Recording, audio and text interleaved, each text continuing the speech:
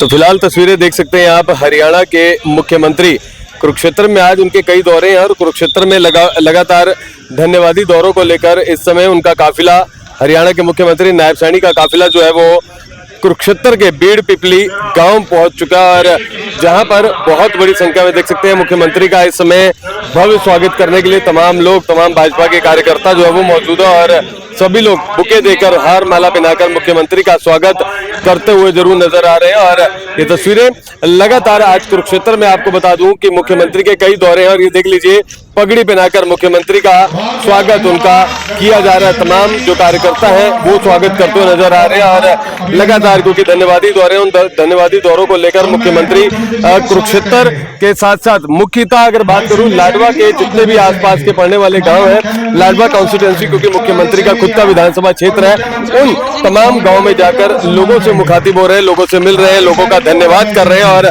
एक बड़ी जीत जो विधानसभा चुनाव में मिली है उसको लेकर लोगों से मिल रहे हैं। क्षेत्र के अनुसार भी नहीं होता था।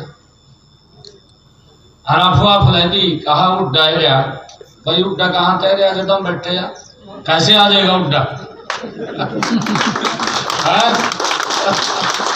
वैसी फैला दी अफवाह।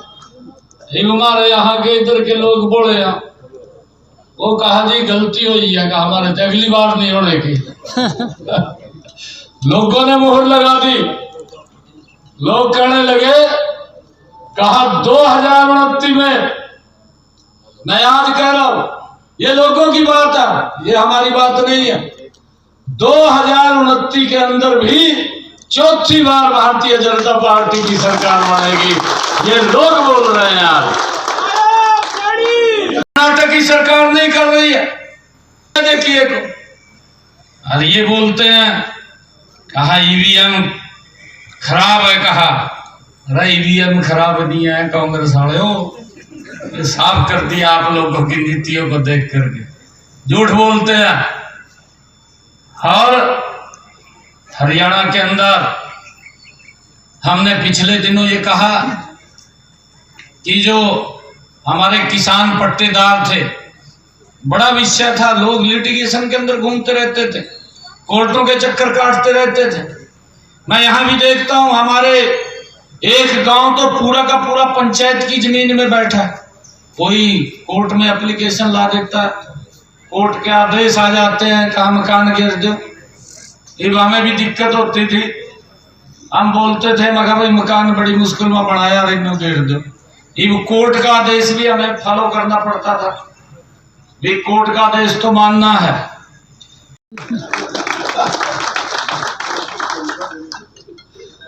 मगर भाई जो आपके क्वेश्चन में उत्तर देंगे क्यों नहीं, हमारी ड्यूटी है उत्तर देना कि हमने क्या क्या काम किए हैं। फ्लोर ऑफ द हाउस बताने की जिम्मेवारी अगर किसी की है तो हमारी है, और हमने एक एक बात का विपक्ष की जवाब दिया।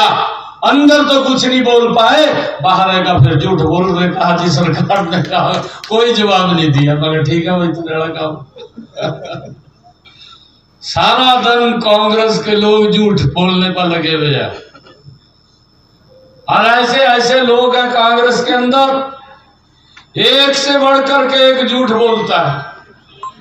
किसी ने भी देख ले, बड़े से बड़ा झूठ आएगा। उसको बिल लेकर के आए, उसको पास किया, और हमने कहा कि जो 20 साल से ज्यादा पट्टेदार जमीन के ऊपर बैठा है उसके पास से कलेक्टरेट लेकर के उसके नाम करा दो, और जो घर पंचायत की जमीन में है उसका भी कलेक्टरेट लेकर के उसके नाम कर दो, ताकि ये सारे के सारे झगड़े खत्म हो जाए। अभी हमारे मन से बोल रहे थे 100 गज के प्लाट की बात। जब मैं 12 मार्च को प्रदेश के मुखिया के तौर के ऊपर जिम्मेवारी ली थी, मैंने देखा ये हुड्डा साहब तो बोलते रहते थे ना कांग्रेस के लोग 100 गज के प्लाट की, ना किसी को कागज दिया ना कब्जा दिया, लोग चक्कर काटते रहते थे। मैंने तुरंत अधिकारियों को कहा कि मैं कार्यक्रम के अंदर आऊंगा, और जो लोग ऐसे हैं जिनके पास अभी तक कागज कब्जा नहीं है वो देने का काम हमारी सरकार ने किया है। हमने इस प्रकार की अफवाह फैलाई दी। कहा वोट देगा क्या करेंगे, कहा इसने कहा। मैंने कहा मगा भाई मैं पूरे प्रदेश में जा रहा, हरियाणा प्रदेश के लोगों ने ये दीवार के ऊपर लिख दिया कि तीसरी बार भारतीय जनता पार्टी की सरकार बनेगी। बड़ी अफवाहें डालते हैं, झूठ का सहारा लेते हैं। हमारी भारतीय जनता पार्टी हरियाणा प्रदेश की सरकार ने लगातार व्यवस्था का तो सुधार किया है, परंतु गरीब के घर तक योजना का डायरेक्ट लाभ पहुंचाने का काम ये हमारी सरकार ने किया है। हमारे सुभाष कलसाना जी भी आए हैं, थोड़ी सी वोटों से रह गए हैं, क्योंकि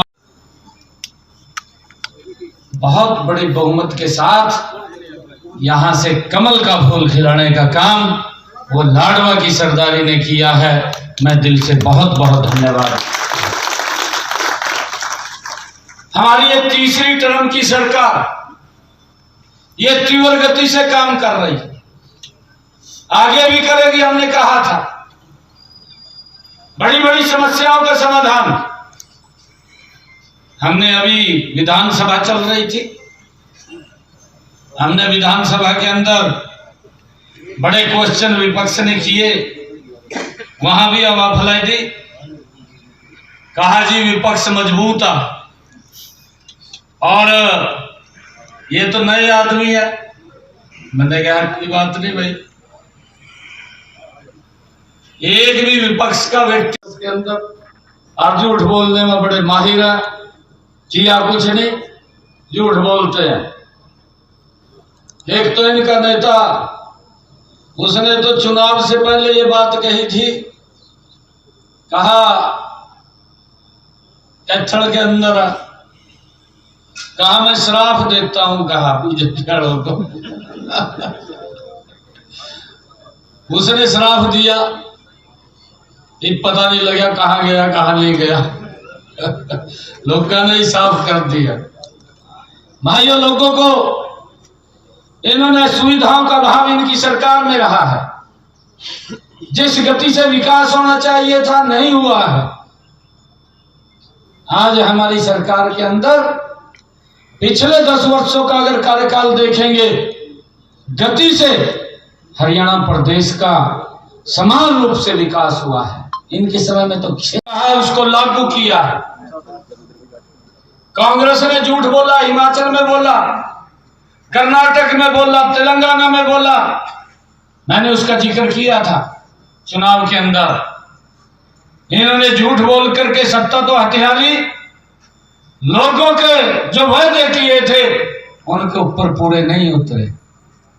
हमने ये भी कहा था कि हमने योजना बनाई थी, कमल का फूल खिलाया है और बोलता भी हूँ कि लोगों की ग्रीवेंस उनके बीच में भी जा कर के सुनेंगे और यहाँ क्षेत्र में कार्यालय है, ऑफिस है, वहाँ पर भी सुनेंगे और अगर जरूरत पड़े तो चंडीगढ़ में भी सुनते हैं, क्योंकि किसी को कोई दिक्कत समस्या ना हो उसकी बात को सुनकर के उसका समाधान करना यह हमारी सरकार का दायित्व है और हम लगातार उसके अंदर लग रहे हैं। आज लाडवा के अंदर मेरा पूरे दिन के कार्यक्रम है, अलग अलग गाँव के अंदर है।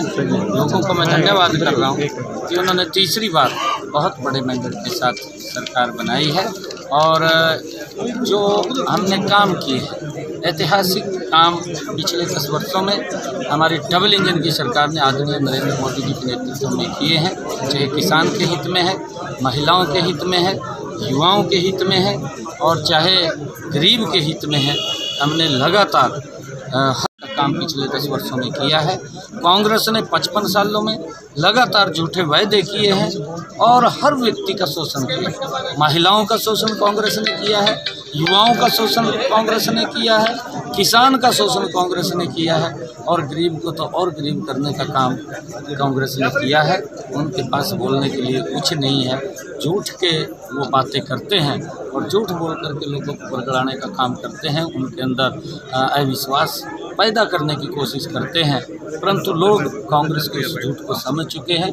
अब ये बोलते रहें कि झूठ या झूठ बोल। सीएम साहब किसान कह रहे हैं हम हर हाल में दिल्ली जाएंगे, उनको मनाने की कोशिश करेंगे क्योंकि आपकी धरना है, धरना पंजाब में बनता है, धरना कांग्रेस की जहाँ सरकार है जो एमएसपी नहीं दे रहे वहाँ बनता है। हमें एमएसपी दे रहे हैं, हमने दिया है। और ये जिस प्रकार का झूठ कांग्रेस ने फैलाया था कि एमएसपी बंद हो जाएगा, नरेंद्र मोदी जी लगातार एमएसपी को बढ़ा करके देने का काम कर रहे हैं और अन्य फसलें भी एमएसपी पर खरीद। वो कह रहा